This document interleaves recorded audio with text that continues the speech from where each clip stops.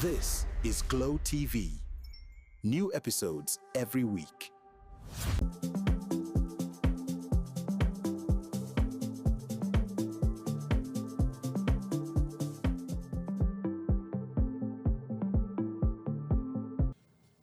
A very wonderful afternoon to you out there. This is Glow Sports coming to you live from Glow Television. And I remain Joshua Abimbola. You know how we do it on this podcast. This is the only place where we give you the very best in the ever exciting, ever scintillating, and always controversial world of sports. I remain Joshua Abimbola. You can call me the WJO Sport on radio.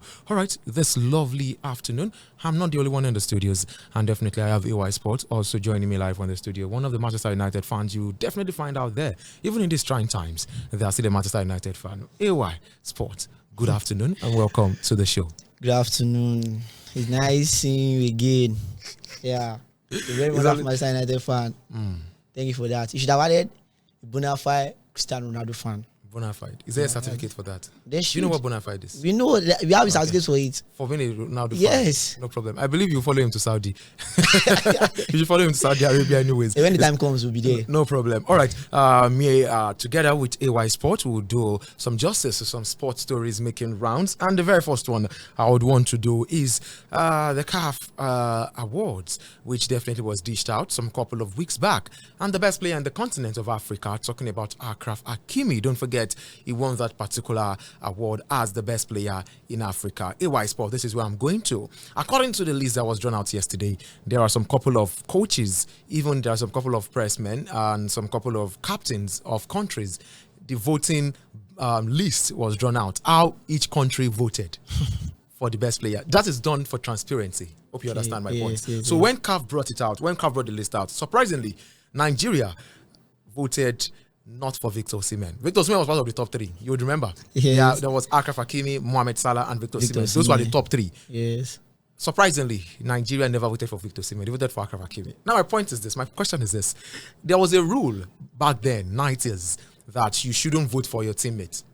But the rule has been absorbed. The rule has been overrun. So now you can definitely vote for whoever you think, like. Yeah, whoever you think is the best choice. Yes. But now, somebody you are not loved at home, because I'll see that as sabotage, because you are a Nigerian.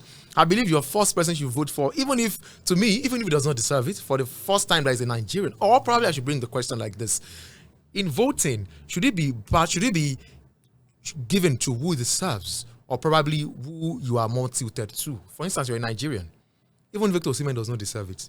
Would you vote for Victor Osimhen? That should be the question, even if he does not deserve it. Should award be based on merit or probably by close relationship between you guys? To be candid and not to be biased, it should be based on merit. So you've been Achraf Hakimi merited the award? Yes. Osimhen never merited it? He never so did. That means you agree with the fact that the Nigerians that never voted, I mean the captains of the team, and I've forgotten a particular name that came up. I think I can search now and get the name. He voted for Achraf Hakimi. He's from Nigeria as well. As a nation, they never voted for Osimhen. So do you think Nigeria is voting for merit at that point in time? Because their votes could have done something. Yeah, yes, sure. the gap is wide. The gap was much. I think 400 plus points to 200 for Victor Osimhen. I think Victor Osimhen even came third. Mohamed Salah was second in the rankings. Yes. Third, yes. So which means the gap was much. So the votes could have done nothing less, but at least I believe as a Nigerian, you won't see Argentina's when we voted for Lionel Messi for the Ballon d'Or. Argentina voted for Lionel Messi. Yes. Even though there is Lautaro Martinez that deserves it. That's where I'm going to. Yeah, the thing is that country is different from country. Okay, because other people voted for Hakimi, they believe he deserves it. And voting for Victor Osimhen will be like he needs it, but he doesn't deserve it. There's two different for it. He needs it, but he doesn't deserve it. He needs the award. I think everybody needs the award. Needs the award. And, but let's give it to the one who deserves it. Okay. Instead of those that are needing it. We should give it to who deserves it. Yes. So it's very, very, very okay. All right. Okay. I think I have this now. The full breakdown of the Men's Player of the Year voting. For Men's Player of the Year, the decision is done purely by the following four voting bodies. We have the national team coaches of all 54 Confederation of African Football member associations. So which means all 54 members, including where Nigeria definitely is. The national team captains of all 54 CAF member associations, and also the members of the CAF Technical Study Group. Fourth which is a selected media representatives from each of the 54 associations. Now, according to the votes that were broken down, Achraf Hakimi had 533 points. 533 points at the end of the day. Mohamed Salah came second. He had 317 points. And Victor Osimhen definitely came third. He had 240. Now, the gap was much. Yeah, very much. Victor Osimhen could not have won, even if Nigeria voted for him. Yes. Mohamed Salah might not have won, even if Nigeria voted for him. So I think, in your own thinking, do you think is a thing of who merited it got the award at the end of the day? Yes. Because even, like I said, Nigeria votes would have done it enough for Victor Osimhen to get the award. So, voting for him, to them, they might think it's a waste of vote. Then let them vote for the person who deserves it. So, being that because our countries are players, so let's vote for him. What if they later vote for him? Look at the gap. 500 plus 240. That's approximately about 160. 100 plus. So I believe the way it is, it's okay like that. It's okay. All right. Okay. Away from CAF award, but we are still on the African continent, and I can definitely tell you that 5 nations, 5 national team coaches have been dismissed ahead of the AFCON 2025. AFCON is some couple of days away. We are in December already, if you don't know. Yeah. And we are counting down to the AFCON, less than 19 days, if I'm correct, to the biggest competition in the continent. And now we have 5 national teams that have dismissed their coaches. Namely, from Tanzania, Ahmed Suleiman has been dismissed as the head coach of Tanzania. Don't forget, Tanzania is in the same group with the Super Eagles of Nigeria. Yes. Avram Grant, the Chipolopolo of Zambia, they also dismissed their coach. Michael Nice from Zimbabwe, they've dismissed their coach. Pedro Goncalves of Angola, the coach has also been dismissed. And lastly, Mark Breeze, don't forget, that was a Cameroonian head coach, which Samuel Eto'o dismissed immediately. He was re-elected as a president. AY Sports, we see these things happening in Africa. We see these things happening. Do you tell me 16 days to a tournament, a new coach that you're bringing would know the team perfectly? That's why some coaches outside AFCON seen AFCON as a lesser competition. You mean people from the European continent? Because we have in light of Jurgen Klopp and so many. Yeah. So now you dismissing your coach in just few weeks left for the AFCON. There's 19 days left. Now, who are you bringing that's going to be in alignment with the players? Like, let's put it to ourselves. Like, chasing out coaches that has been with them for so long. Now trying to might not be so long, but at least they've been there. Yes, before the AFCON, they've been there. Okay, taking them off, believing they might not do well. So why are you trying to tell them that those that will be coming will do better than They might do better. We have a good example. Let me use my club as an example. Okay, dismissing Eric Ten Hag, bringing Ruben Amorim. Okay, I'm very sure the start was shaky. I'm very sure if Ten Hag was the one coaching the player for the Europa final against Tottenham, I believe Ten Hag is going to win. He could have won. Yes, the cup. He's going to win. So this is going to affect them. Before you're going to make a lot of informations, change a lot of informations, change some player. But basically, the treat is going to be different. Now, from the coach's perspective, let's look at from the player's perspective. Do you know that there are some times when players definitely might not have the time to definitely gel with the coach? There's something we call understanding. Yes. I will get on something. Yes. In the game of football, most especially football, sports generally, there's something we call understanding. When you change coaches, there's a mentality that comes to the player. Yes. We are not giving our all for a coach. They cannot sack the player. They will sack the coach. They will sack the coach, yes. Even if the player is not playing well, they will sack the coach. They will sack the coach. Now, my point is this. How would this affect Africa? Looking at Africa, and again, looking into the context that he said earlier, Jurgen Klopp already called AFCON a lesser competition. A lesser cup. It was a lesser competition to him. And the same as give it to Glowtv coach. The same indirectly. Now, my point is, he said that indirectly, but my point is this: if we keep doing this in African continent, when do we grow? That is why Africa is still where grow. That's where it is. It's still where it is. Yes, we only feel Nigeria is the only one, but Nigeria has younger brothers at the back. Yes, who are the younger brothers? African at large, they are younger brothers. That's why they call them giants of Africa. Okay, now imagine you dismissing some coaches just because of. Now, if you have to check the reason why they dismiss them, it might be poor run of performance. No coach. We also had rumors of Benin Republic's head coach Kenneth Raw, former Nigerian Super Eagles head coach, being it might be rumored to be dismissed. He has not been dismissed officially. Who knows? And I'm very sure. Okay, if they're probably also in the Nigeria, we don't know Nigeria. They might be doing their own underground. You might just see the news all of a sudden. Bam. It's not supposed to be so. This is going to affect the lot of players. Okay, what I'm being adapted to. For instance, one of the let's go to Cameroon, where the Cameroonian head coach released the names of List and dropped Andre Nana. Okay. We remember Andre Nana and the former coach. There was the Smiths talking about, if I can get his name, Mark Breeze. Yes. They were definitely, Andre Nana is always reporting to Cameroonian duty. He was even there for this last, was it FIFA World Cup qualifiers, where Cameroon played against DR Congo. DR Congo crashed Cameroon out of the semi-finals, where DR Congo came to meet Nigeria 1-0, if you remember. Yes. Now, my point is, Andre Nana was at the post. He was invited. My question is this: would this not cause how will I put this? Would this not cause a significant change in Cameroonian football? Looking at it from all angles, when you look at it from the fact that Cameroon currently at this point, they are called the Indomitable Lions for a reason. They're called Indomitable Lions. Are you telling me that the Lions will still continue to be Lions when AFCON comes with this change of ownership? They are going to be Lioness.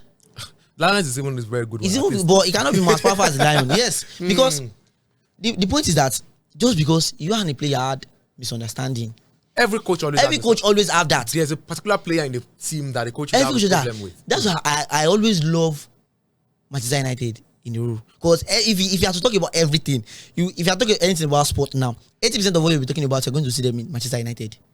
Because no coaches will come to Manchester without having a player that we're having issue with.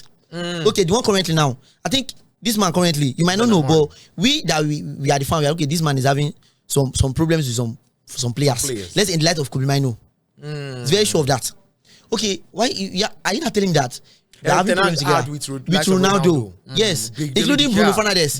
But there was no a way you could. Jose Maria would like Pogba, if I could remember. I think Fred as well. But there's a way you are not going to. The only thing that you just tell out the player, they never sack the player. Now tell me, my teammates that I feel comfortable playing with them. Okay, you use me as a favorite, but you're taking off those that I play well with. Exactly. Now tell me, how do you expect me to perform well? I'm going to do everything against you to chase you out of out of the team. Okay, I think vividly, if you have to remember vividly, the one of Liverpool now. Okay, should we say the players are no more comfortable? Or we cannot say the players are no good. Should we say they are no more comfortable with the coach anymore?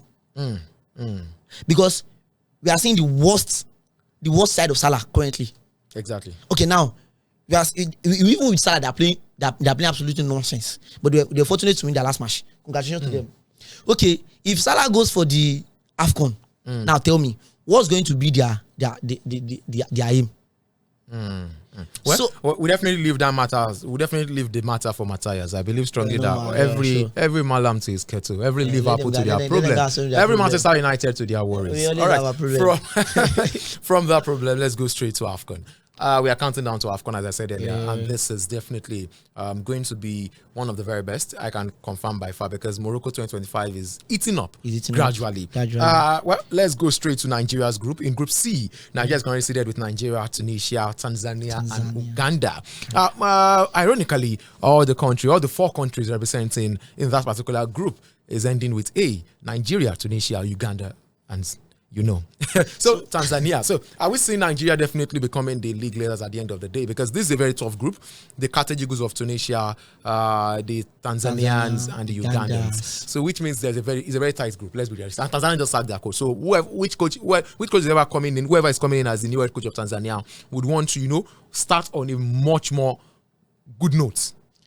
So before anything now, our plead goes to the NFF. Like for this throughout this period of this AFCON, let them be good to the players. Let them be good to the players. Yes. There should not be distraction. There should not be distraction. Let there be a cordial relationship between them. Fine, because if as a member, let me say as a staff in your company, if you treat me well, I'm going to give you the best side of me. But if you do the other side, I'm going to show you my other side. Because I believe with this squad they've given up, it's a tough one though. But Nigeria, we know what they can do. The likes of Victor Osimhen, I think Olajuwon is back, Ademola Lookman, and so many of them. And I trust my goalkeeper, Alex Wobi, Ndidi, Stanley Nwabali, Ekong, Basi, all of them. First and foremost, you see us living that group.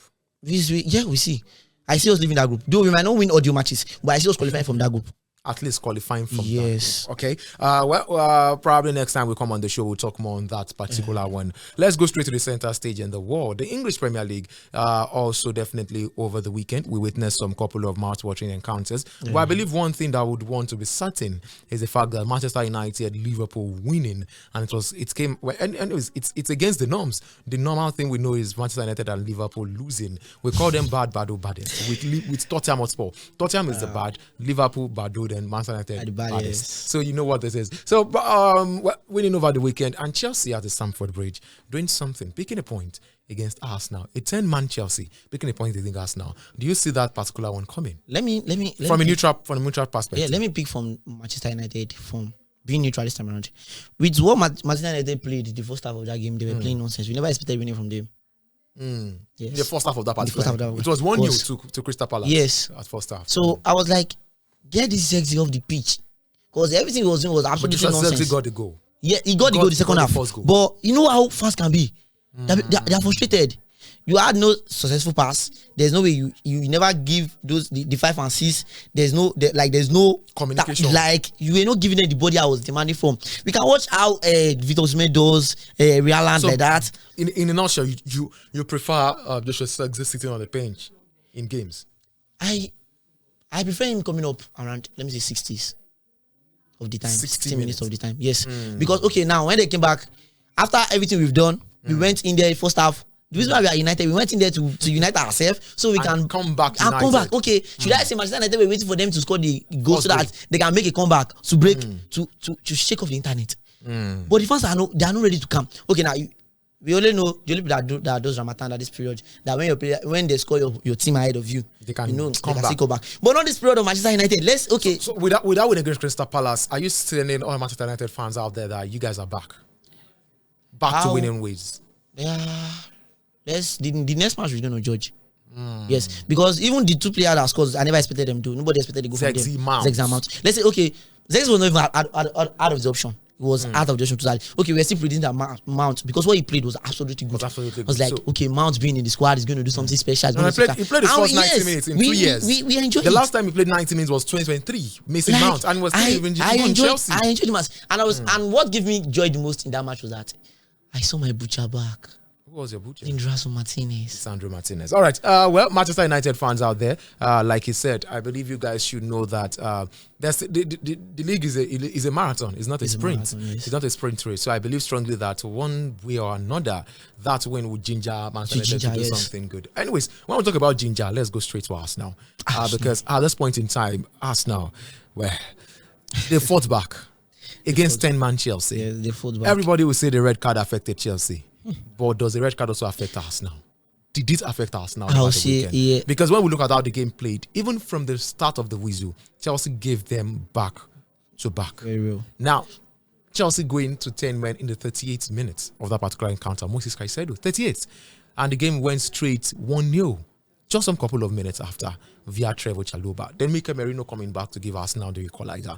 Are you seeing Arsenal definitely this season with that particular result, doing something this season? Probably winning the league, or probably winning the Champions League, or probably winning just one trophy, probably the Carabao or the FA, with that performance against Chelsea. I'll say that red card of that match affected Arsenal the most.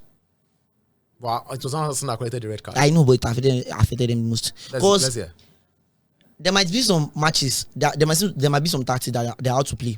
Now, when Caicedo collected the red card, the ginger in Chelsea developed. There was ginger. There was ginger. But if you watch a match, it got to a stage. Arsenal was defending. It got to a stage. Yes, to be sincere, let's be realistic. They defended. I was like, who collected the red card? Because the way they played. Yeah, Chalobah, Cucurella, James. Okay, not even when they scored the first goal. Now that was like, okay, now this is where the problem is going to develop.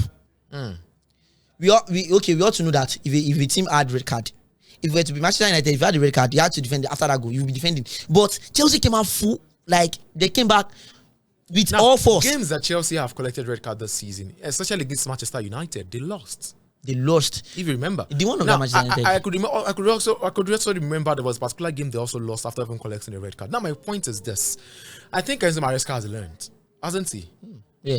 I think his man management skills has improved when we look at it. Well, obviously, yeah, he's always a panic coach. I believe any coach that learns from Pep Guardiola would always want to panic. The likes of Vincent Company, Mikel Arteta, Enzo Maresca, these guys panic a lot. Now my point is, even Xabi Alonso sometimes, even in Real Madrid, he still panics. He does. Now my point is this: are you seeing Chelsea also definitely giving Arsenal the run for their money in the league this season? Probably they are the one to win the league. Who knows?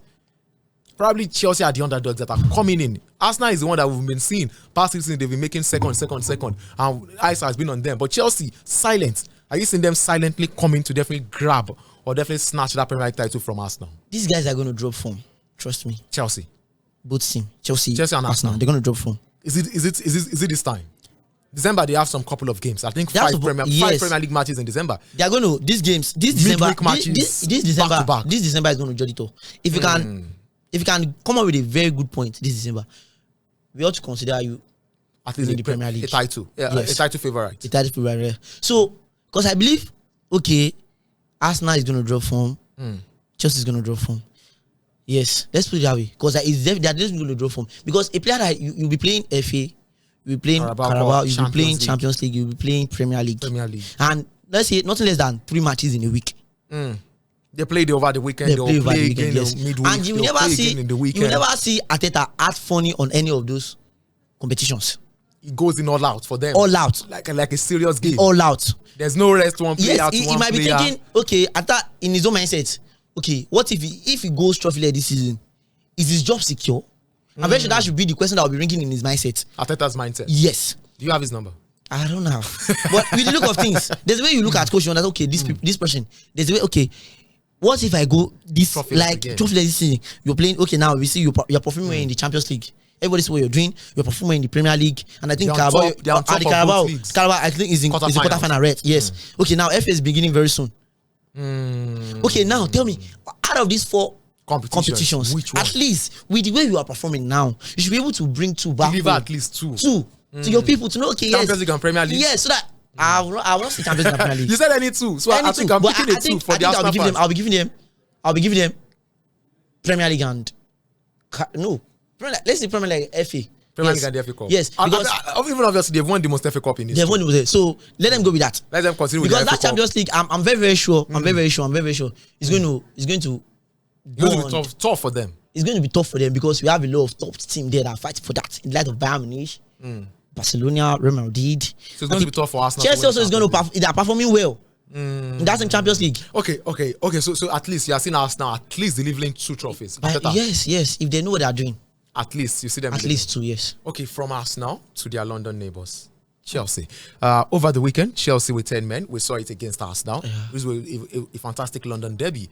But my question is this: if Chelsea rather over the weekend could do that with 10 men, are you not saying Chelsea has been a silent killer? I call them quote and unquote.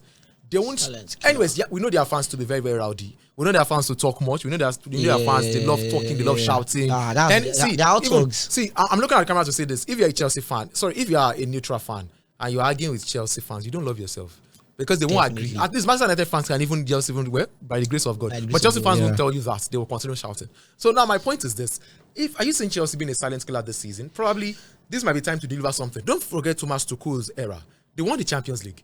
They went all the way to the Champions League. Even when they were doing well in the league, but we're not doing as much as we want them to do. But they went on to win the Champions League.